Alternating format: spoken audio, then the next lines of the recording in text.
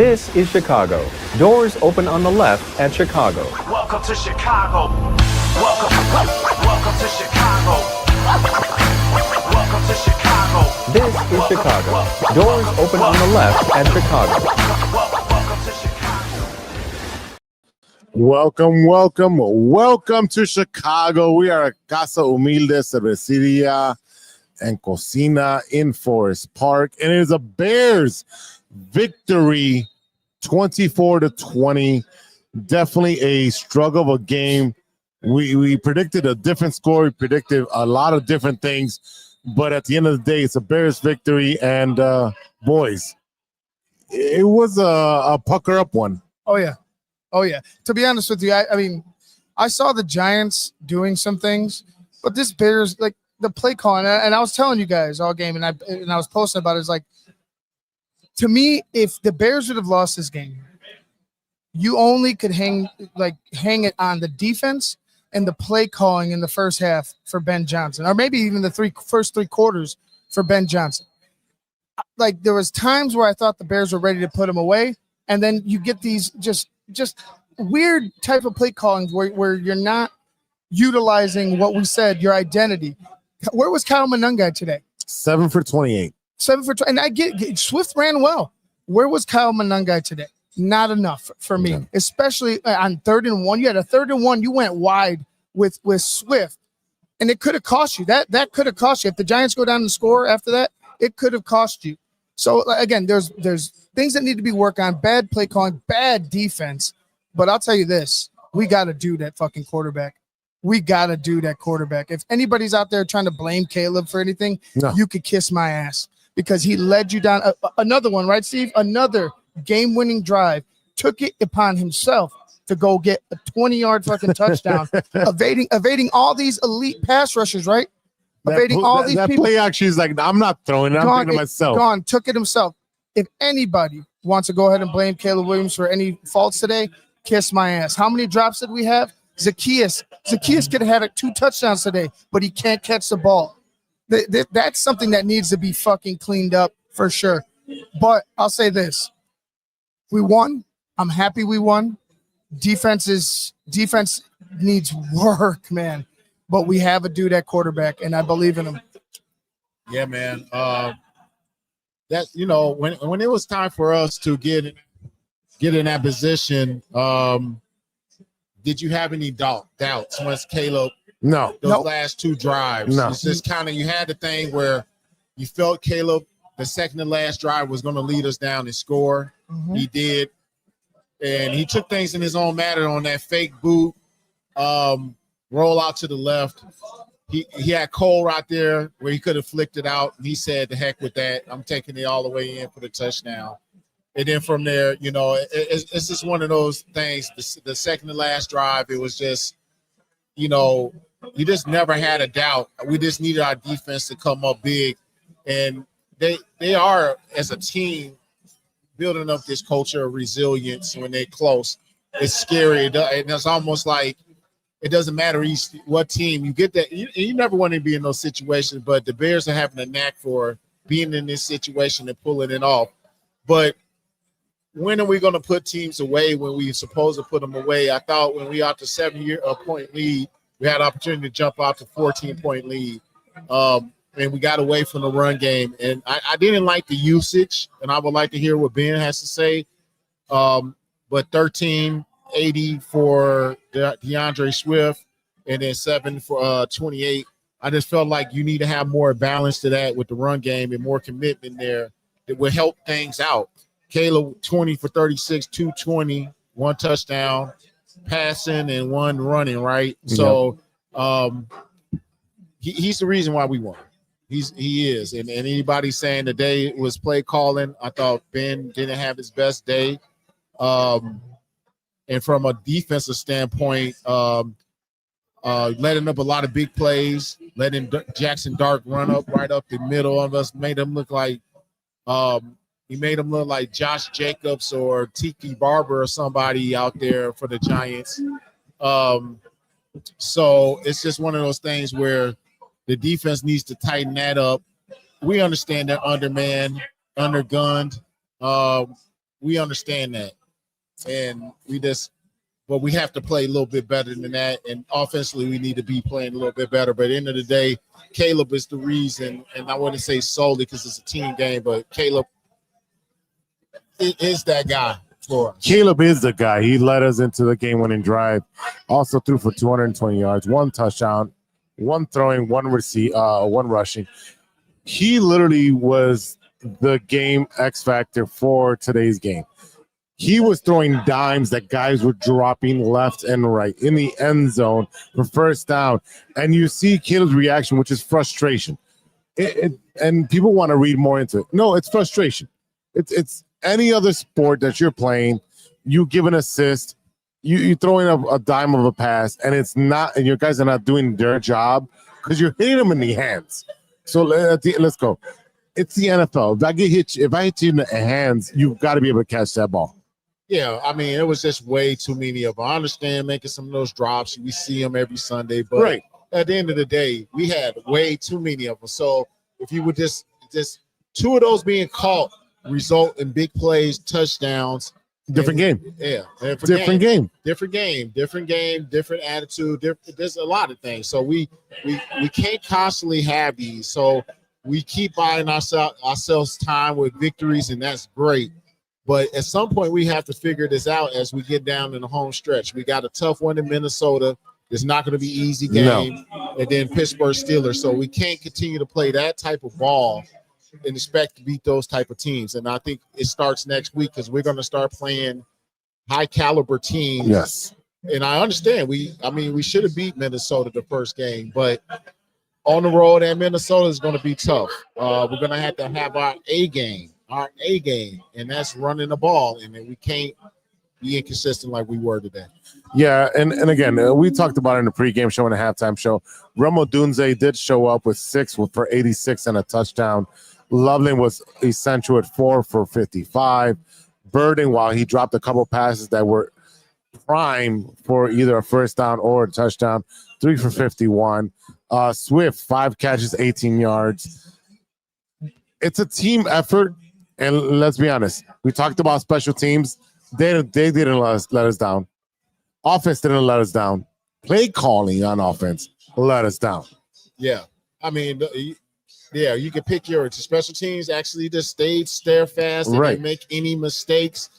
They kicked the ball in the end zone. It was a clean game, special teams. Nothing popping, no turnovers on special teams. But we didn't give the game. We didn't give them a lot of position. So our best special teams game of the season. So let's build off of that.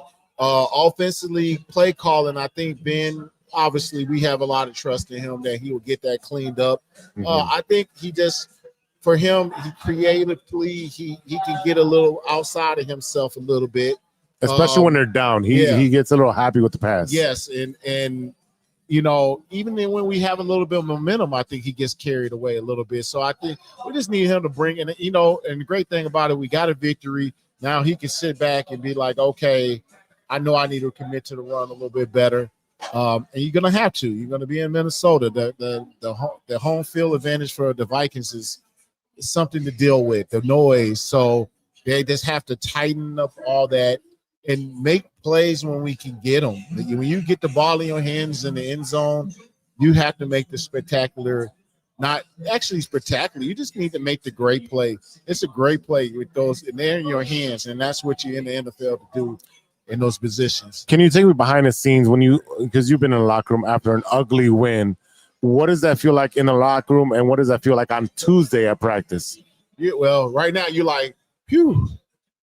Dapping each other up, hugging like, hey, and you being real. You're like, hey, we need to play better, but man, guys, we got the victory. Okay. All right, back to it makes you even like, because what it does is like, man, we found the way to win ugly again. We understand we can't keep winning like this, so that gives them the motivation to keep trying to come and fix it. You're winning. We're at 6 games and we're playing playoff contention football, so. What the word I'm looking for, not the enthusiasm, the motivation to get this thing figured out come tomorrow, get your treatments, get your body in right. Guys who are injured, get yourself together to get out here to help us. It starts motivating and trying to fix things, and that can be a bonus as bad as things look. Where hey, we won. Hey man, guys, if we just keep fixing X, Y, and Z, and man, the sky's the limit. And you know where you're vulnerable at, Right. but they know how they have to win in this state of this team. You got to take advantage of big plays. You can't let up any big plays defensively, and we got to hope defensively. Just keep holding on. Let's not make up no big plays. Let's get guys back healthy. We know we're going to be in a little bit better place. Yeah, the Bears definitely were able to get this ugly win with one takeaway. But again, Jackson Dart gets concussed after throwing for 242 yards. He gashed us in the air and on the air with 66 yards and ran for 2 touchdowns. That's unacceptable. You cannot allow a quarterback to get 2 touchdowns on the floor. Yeah, I didn't know Jackson Dart. I heard about his scrambling ability, that he's mobile, and because I haven't seen a lot of them. I've seen those Cam Scattergrew early highlights before his injury, but I didn't know this dude was playing downhill power quarterback like he's Cam Newton or something and running right through us. So I was like, that was a shock, and it was pissing me off because it was like, we gonna let this guy do this to us like that? Yeah. Ultimately, Ivan caught the concussion. He's like that when he fumbled.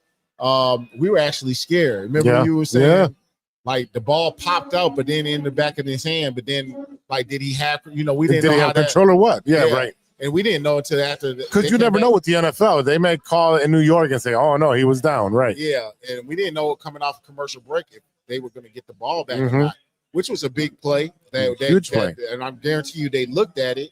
But also out of that play, Dart got hurt. You don't want to see anybody get hurt, but that changes the tide of the game as well because we could not stop him. No. So the fact that he got hurt and that's part of the game gave us an advantage because now here comes Russell Wilson, and I think puts us in. We in better position to be honest. Position to win. He's not. Yeah, he's still mobile. We let him scramble for that 10-yard scamper, but other than that, you start feeling like, okay, Bears defense. If y'all let Russell Wilson beat us, we got problems.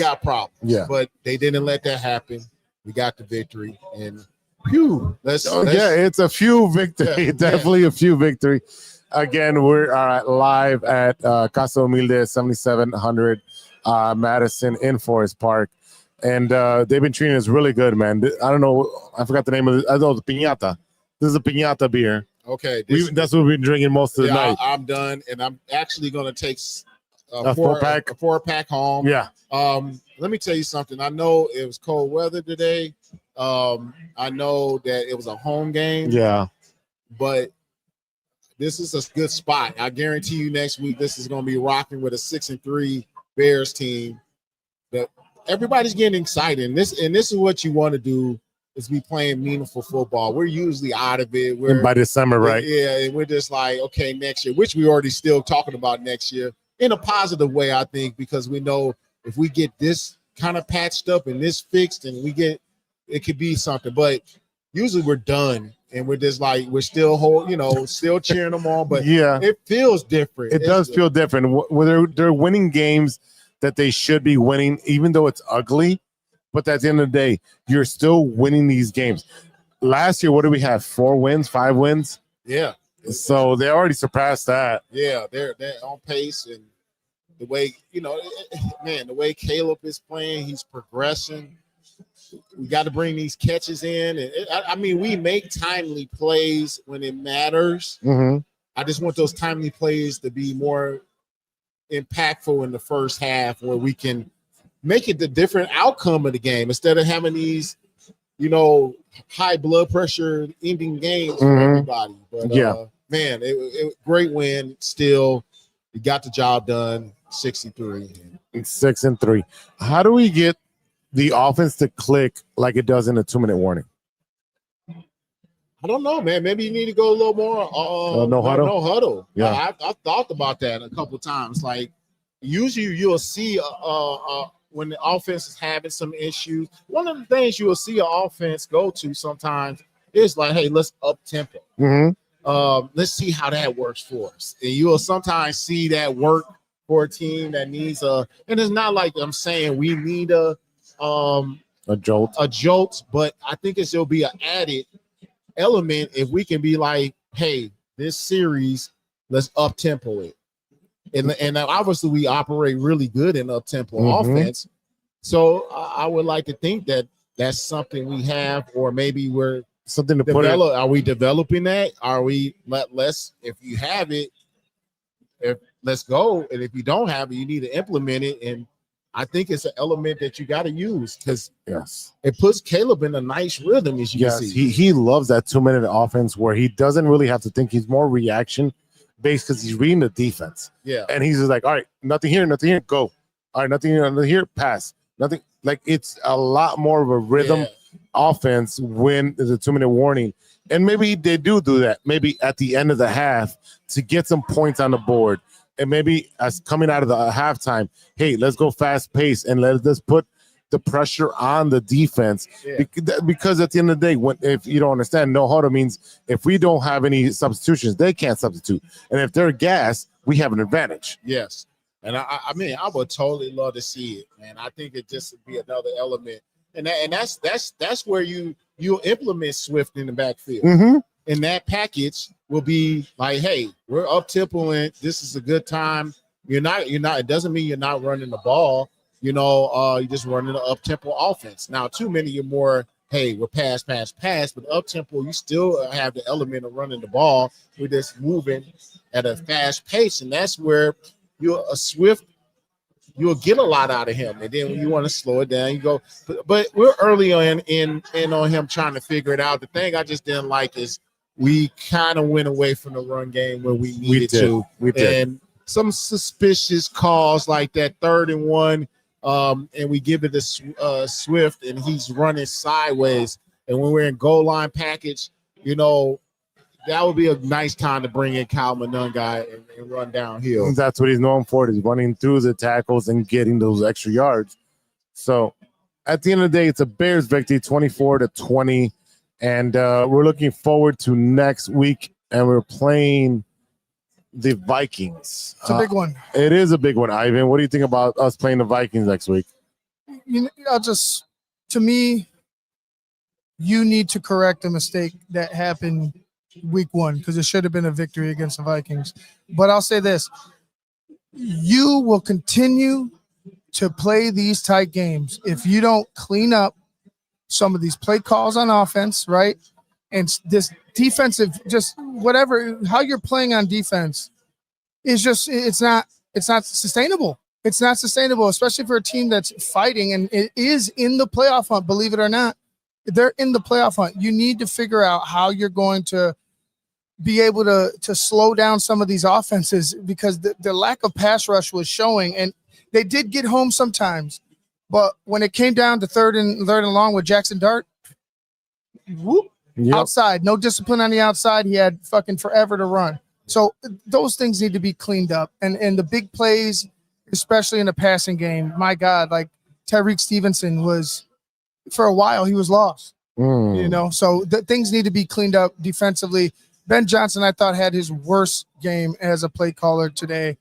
This, we talked about it the entire time. It's like, why are we doing this? Why are we getting cute when we have the identity that we so wanted to see? We found it and we got away from it. And like I said, plenty of times, this reminded me of that Baltimore game. This game, halftime, the middle of the 3rd, even into the 4th. I'm like, this reminds me of Baltimore. This reminds me of Baltimore. Too many times you didn't seize your opportunity and you let the other team take it away from you. But not this time around, which is great for me, which is great. If we won the game, there's a lot to work on. There's a lot. Nobody should be satisfied with a win. I mean, with just this. Winning is great, and I'll take the win. Win. You need to clean this up if you're going to be a team that takes another step. Well, Ivan, we were just talking when you were gone. We were saying this is basically a game Jose was saying, like, what are you feeling when you come out of the game like this? You're like, phew, but you're dapping up. You're happy. Like, hey, we went out and took this game and we finished it. And you're happy with that. But also you're like, hey, we need to get this thing together. We need to let's get, but you're motivated because you keep winning. You're 6-3.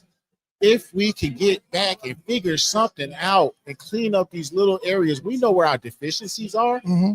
We just need to clean up these areas and make them stronger. What can we make something? There's controllable things that are some of our weaknesses that we have control of.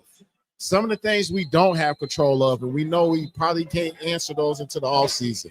But there's certain simple things that we have control of, and that's deciding to run the ball.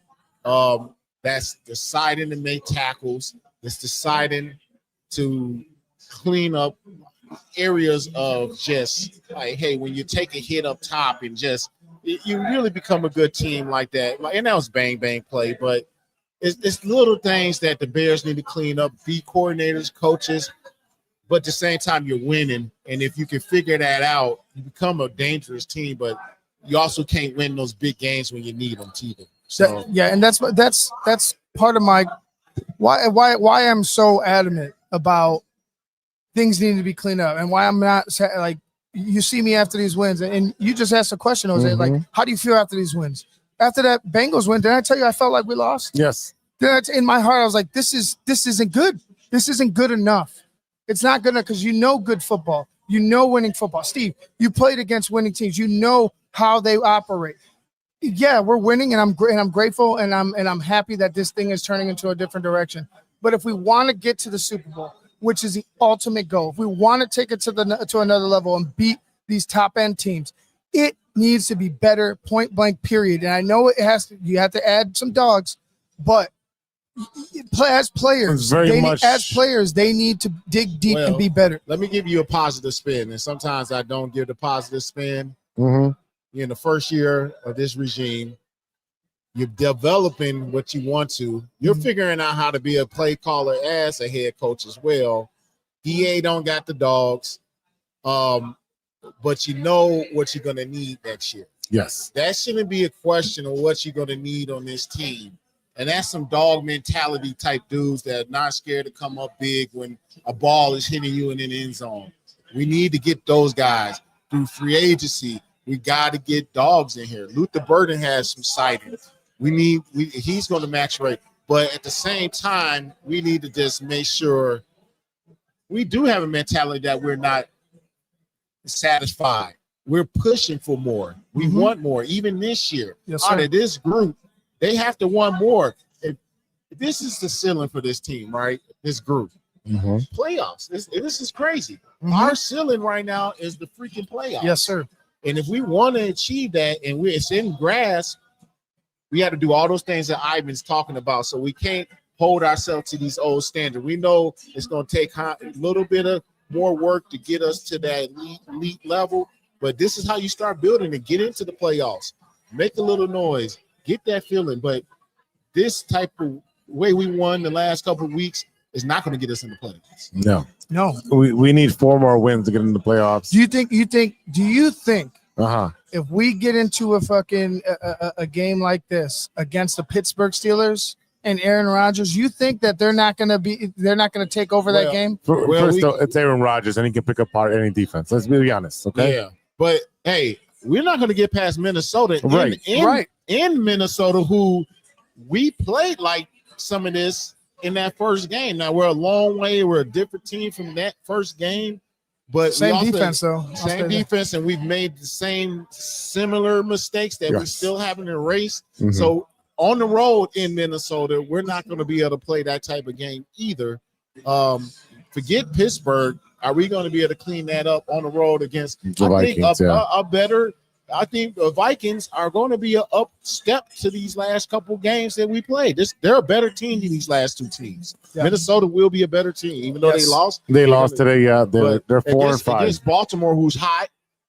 You're going to have a team that's desperate for a win at home and beat us, or can we? So we got to clean it up. Bottom line, these little Ben Johnson has to clean up, and you usually see Ben come back. I think the good thing about him, you will see him not have, because this ain't the only game that he's had a bad. No, well, I just didn't. He has some inconsistent ones. Baltimore, I just didn't understand. I don't understand why he gets away from the run like that. Yeah. You've seen it at times, and I said it before, and the only reason why I say it is because like it matches that Baltimore game. You got down 10 in Baltimore, you got right away from the run, right? You got down 10 here or 7 here or whatever it was. You got away from the run, started sitting in shotgun.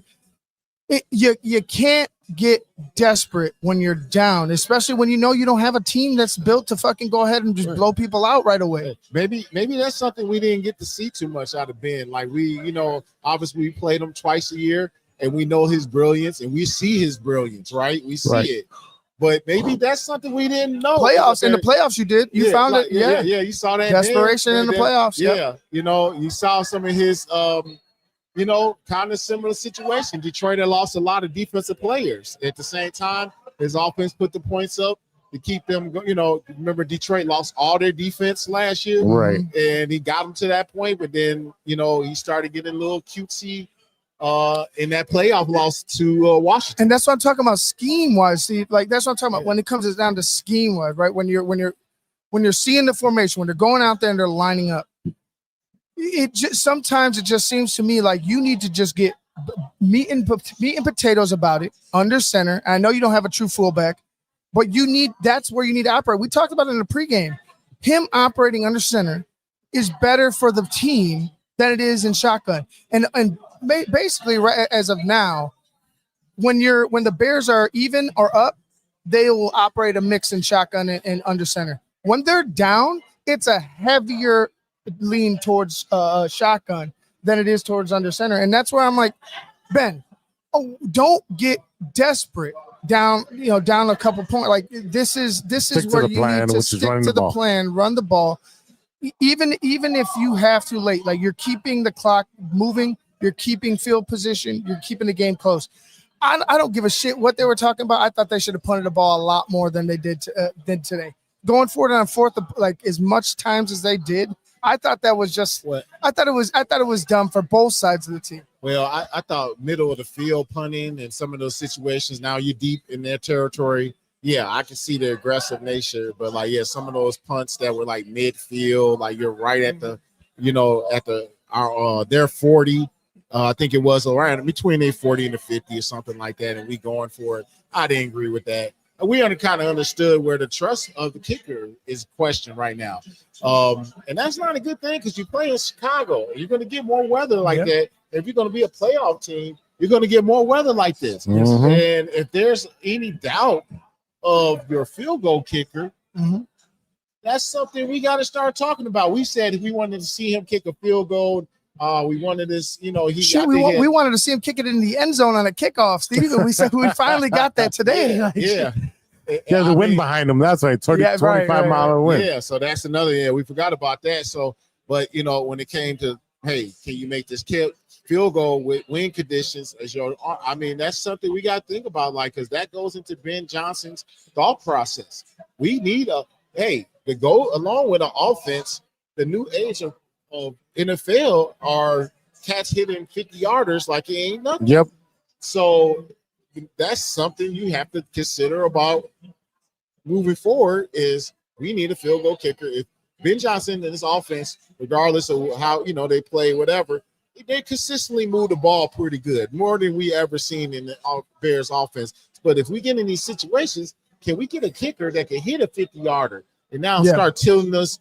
It becomes a different game. So I'm worried about that as well moving forward. The Bears end up at 6-3. They're second in the division at the moment, with the Lions playing. The Vikings are 4-5, who we will play next week. Packers are 5-2.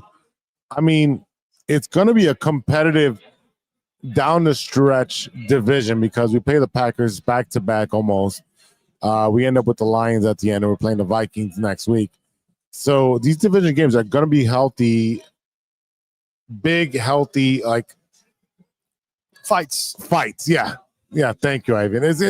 They're going to be dog fights because no one's taking away the division. No one's running away with division.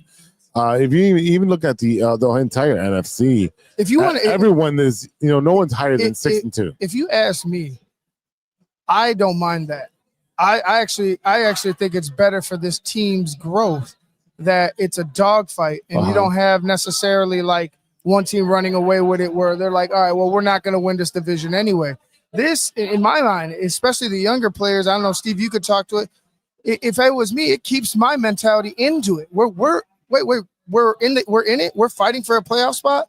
That's where I think, you could really start to grow, especially with the younger guys. It's like, hey, man, with all the mistakes, with all the flaws, we're still right there fighting and being dogs about it or trying to be dogs about it.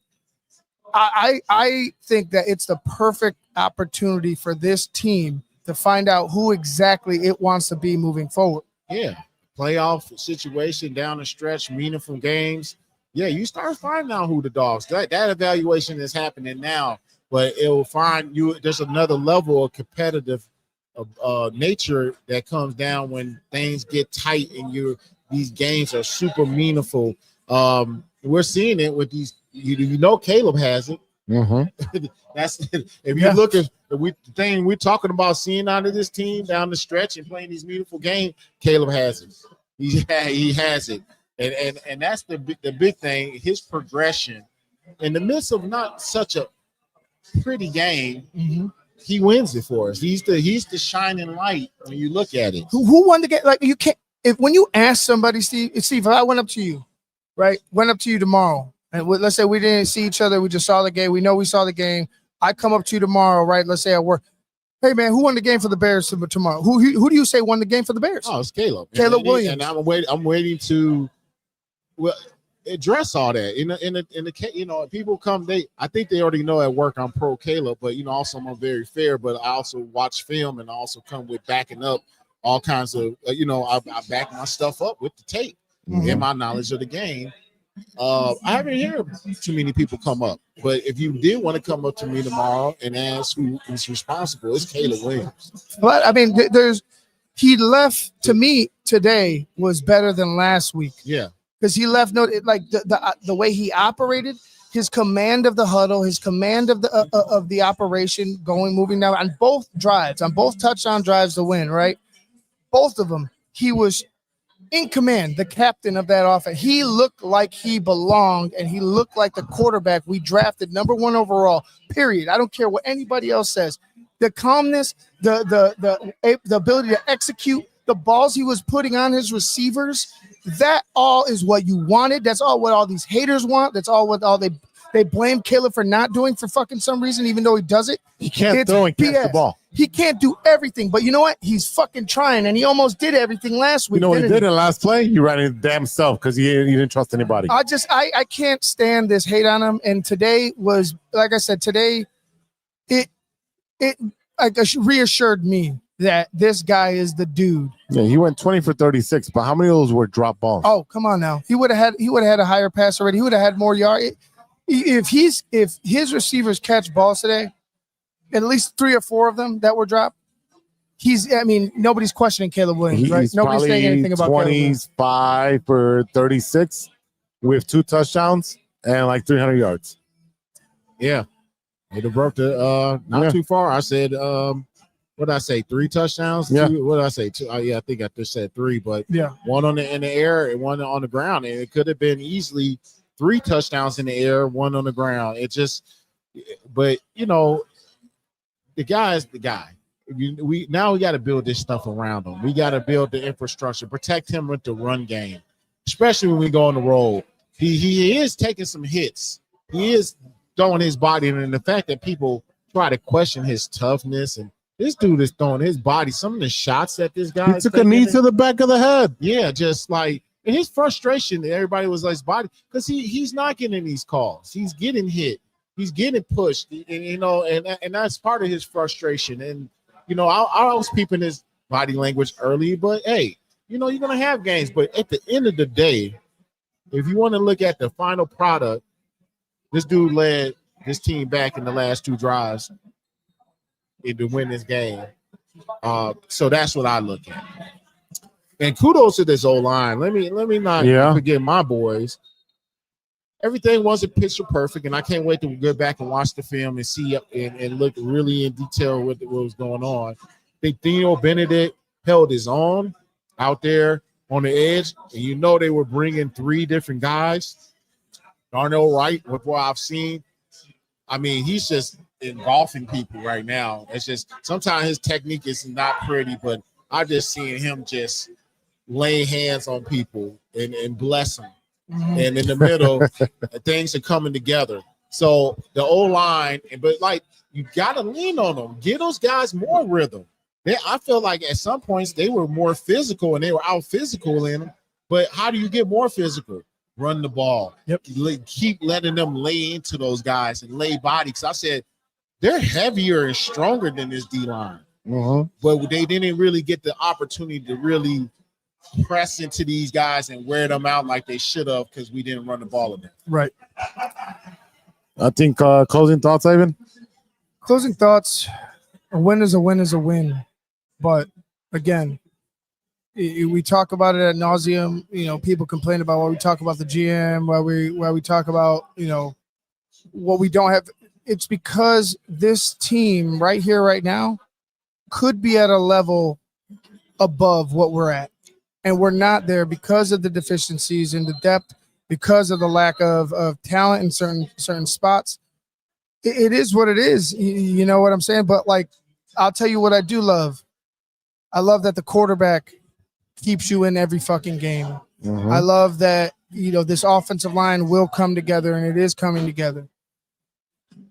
You just need to go out and, like we said before, find dogs. Find dogs. And if today is any type of example, the dogs need to be found on defense. And I think, I mean, you say that Gardner Johnson is our best pass rusher. He had 2 sacks. He's had 3 sacks in the last 2 games. Is that right? Yeah, 2 sacks. Yep. 2 sacks, 7 tackles. Did he lead us in tackles as well? Yep. I mean, that's a dog mentality. That's a dog, man. So he wasn't even on the team. Yeah, so that just lets you know, good player. Always got his little, you know, I was listening. But anyway, bottom line, we need more guys like that who are going to bring an attitude and fire up this team. But my key thing, we won. Let's get better. What bodies are we going to start getting back on this team? When are we going to get done with this carousel of luck? And it's by luck with injuries that we started seeing the fortune of having guys return without putting people. Now, you know, DJ, I don't know if he returned. It looked like he, you know. Yeah, he ticked up.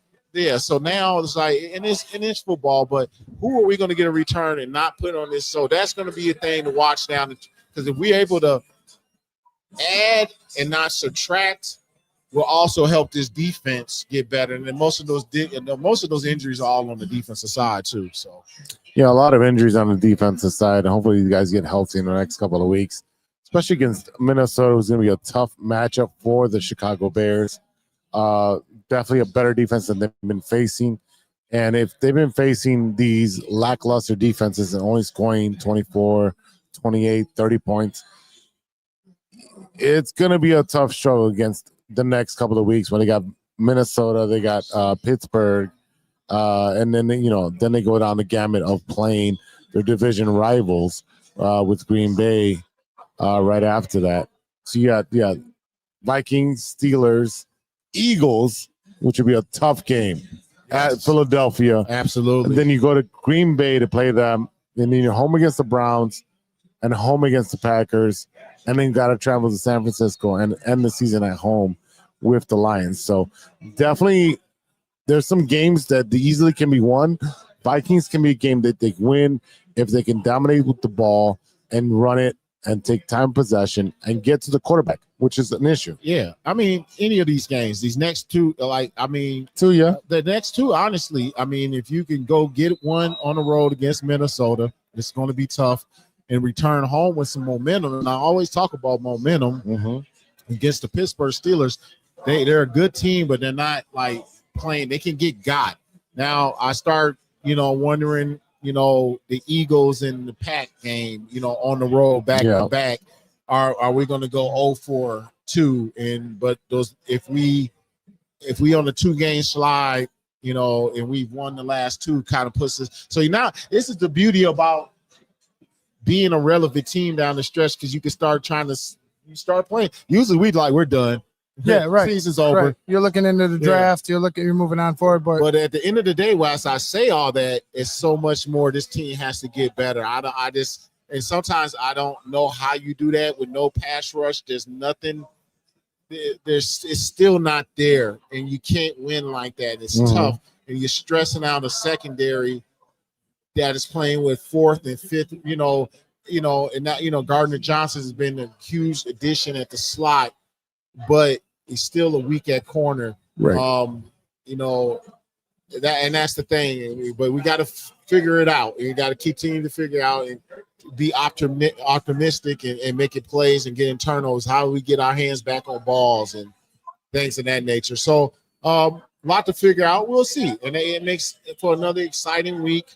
Getting ready to go on the road against Minnesota. We'll see what this team comes about and who gets healthy and who's dinged up. Yeah, so tomorrow, Bears victory Monday on True Chicago Sports, and then tune over to. Wait, are you on Monday? You're not on this one. Yeah. I got to call Shane. It's me. I'm going to be going on with another Bears show. I'll be on in Steve's absence. Yeah, Steve's time slot. I'll be jumping on with another Bears show. Okay. And talk about. Then you said you're going to be coming on Tuesday. Right? Tuesday night. So I'll talk to Shane. I actually got a Bears appearance tomorrow, actually up in the Hallis. So nice. But I'll be coming back on Tuesday recapping for the Bear Down Big Steve, and tomorrow with Ivan, another Bears show. Well, we'll be on tomorrow at True Chicago Sports. We'll talk about the Chicago Bulls, our last two losses, but they've been playing pretty good. We'll talk about the Chicago Bears. Any baseball news that pops up, we'll cover that as well, and the Blackhawks and the Chicago Fire. But this has been an exciting time. It's a great hospitality here at Casa Humilde, who've been treating us like kings. Great beer, great food, and the fans have been amazing to us. But 7700 Madison Street in Forest Park. We'll be back next week against the Vikings. We're here for the month. Yeah, we're here the whole month, so come on and swing by. And for the boys, Steve and Ivan, I am Big Z, and we'll see you tomorrow and next week for the love of sports.